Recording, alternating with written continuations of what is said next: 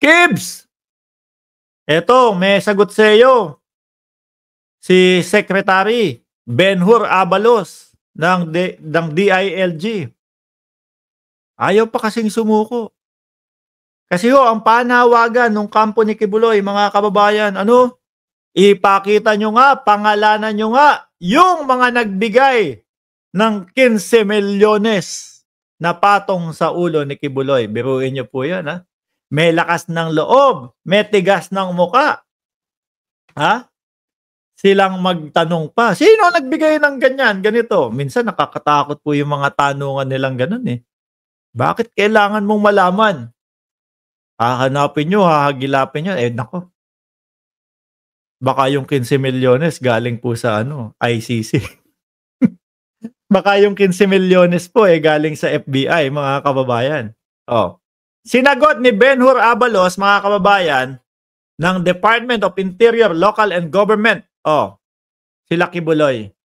Kung talagang wala po kayong kasalanan, kayo daw po, Kibuloy, pastor, mayroon tayong tinatawag na korte. Which is, eto pong si Kibuloy, mga bossing, nung nasa Senado, Kongreso pa lang po, ipinapatawag, ang lakas ng loob. Ang lakas ho ng loob, mga kababayan, na sabi, patawag nyo na lang sa korte, doon sasagutin namin kayo. Yun ang tamang lugar para sagutin namin kayo. Ayan na po, pinatawag na. Nasa korte na. 2 kaso, nasa korte na. Ano ho ang ginawa? Nagtago. Sumurrender na lang po tayo para matapos na po ito. Correct. Kaso parang ang sabi ni Kibuloy po, sir, talagang matanda na siya. Parang ang ibig niya pong sabihin, hindi na pauhuli ng buhay. Yun ho. Harapin na po natin ang akusasyon. Ang dali namang ipaliwanag ninyo yan. Kamukha ng ginawa ng ibang ordinaryong tao. Di ho ba? Mga kababayan, pag ordinaryong tao, okay, harap. Pag si, pangalan nun, si Jaren, di ba? Nung si Jaren, si Senyor Aguila, pinatawag sa Senado, punta. Sumasagot, pinapaliwanag yung sarili. Mas may yagballs talaga kay Kibuloy. Si Kibuloy, wala. Ang solusyon tago.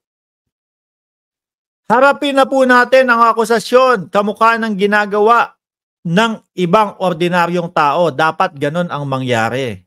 Pero sa nangyayaring ito, parang tinatapakan ang sistema ng pamahalaan. Correct? Sila pa po yung sila pa po yung may ganang manira po sa gobyerno ng Pilipinas. Parang niyuyurakan, magse-serve ka ng warrant, parang ikaw pa ang masama. Hindi ba? Only in the Philippines po, mga bossing. Biruin mo, Isa-serve yung warrant of arrest kay Kibuloy.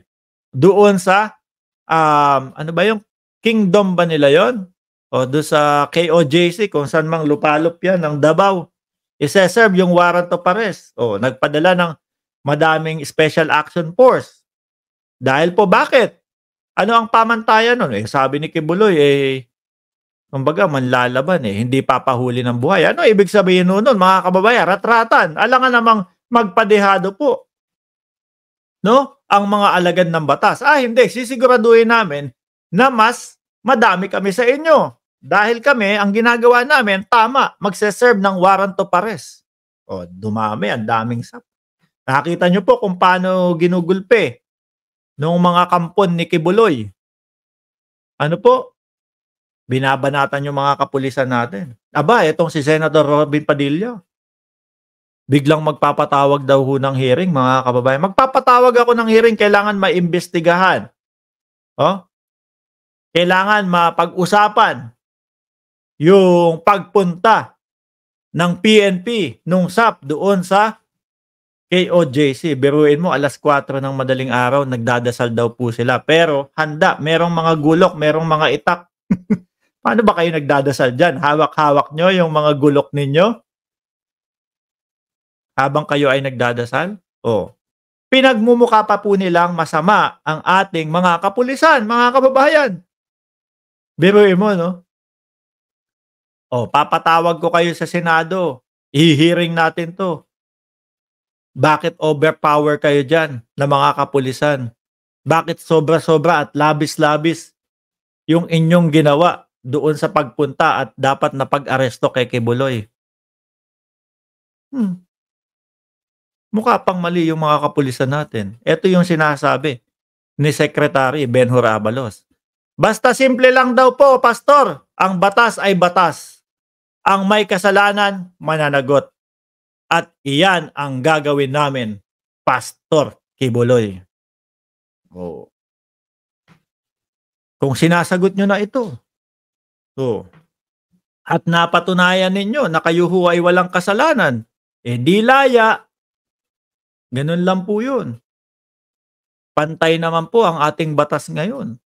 Kagaya na lang po, tingnan nyo, kung iisipin nyo po mga kababayan, si dating Senador Leila de Lima, Dilawan po, kakamping. Matagal nang kaaway, no? O matagal nang may hidwaan, o matagal nang bumabanat sa pamilya ng presidente. Ano nangyari? Laya. Kasi napatunayan na walang kasalanan. So expect nyo po, ganun din ang mangyayari sa inyo. Hindi po porket na bumabanat kayo sa Pangulo, sinasabihan nyo na nagdudurog ang ating Pangulo, pag-iinitan kayo. Hindi, walang kinalaman ang Pangulo dyan. Ang korte ang hahatol. Kung mapatunayan na kayo ay gumawa ng mga kasalanan, blow. Pag napatunayan na kayo ay walang kasalanan, kagaya ni Senador Leila de Lima, di labas.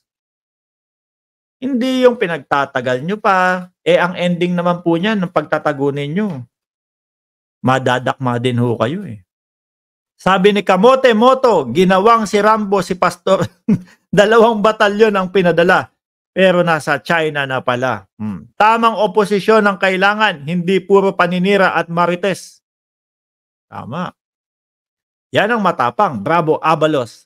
Very well. Nakita ko yung video ni Secretary Benhur Abalos. Nagbaboxing din pala ito. Ang lakas sumuntok Ang lakas sumuntok. Siguro para sa, kumbaga, yung pagbaboxing niya naman po para sa kanyang healthy lifestyle po, mga bossing.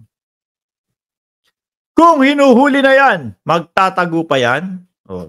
Tanong ni Sir Cirillo. Pag yan po siguro pag nakuha, tingin ko hindi makukuha ng yan. Yung sa maayos na paraan, hindi papayag na magpapahuli yan ng ganun-ganun lang. Kasi yung mga kataga na binanggit niya doon sa kanyang voice recorded, mga kababayan, talagang palaban ho Kaya gano'n naman po ang naging reaksyon ng ating mga kapulisan. Di ba? Alam mo, sir, nag-live pa po yung mga miyembro ng KOJC. Kojik. Para mabilis tayo, hindi tayo mahirapan. KOJC. Mahirapan pa po tayong bigkasin yan Paikliin na lang natin. Kojik na lang po. No? At lagi ko pong sinasabi sa inyo, simula po nung lumabas itong patong sa ulo ni Kibuloy, malamang sa alamang po, madami pa po yung mga gustong tumulong, magkukusang loob na dagdagan po, mga kababayan. Yung patong sa ulo. Nag-init yung ulo nung nung attorney Kasi naman daw po, mga bossing, syempre may patong na. Nandiyan na papasok yung mga tao na nasa paligid nila. Baka biglang kung sino man ang unang humalik, yun na yun. No? Halik ni Judas. Baka magkahudasan na po, mga kababayan. Daming nakabinbin na arrest warrant pero tago pa din lahat under Tornel Loser. Topacio. Kung makikita po ng mga, kunyari, yung mga gustong mag-hire kay Atty. Topacio, no? Ganito pala yung mga nangyayari. Bababa din po ang kalidad ni Atty. Topacio. Nako, mukhang ma-o-olats din ako kapag si Topacio yung kinuha ko Yung mga ganun mong isipin, mga kababayan. Yung mga simpleng logic po, mga kababayan. Pastor, labas na, yun lang yun. Huwag ka nang paligoy-ligoy pa. Wag na kung ano-ano iniisip mo.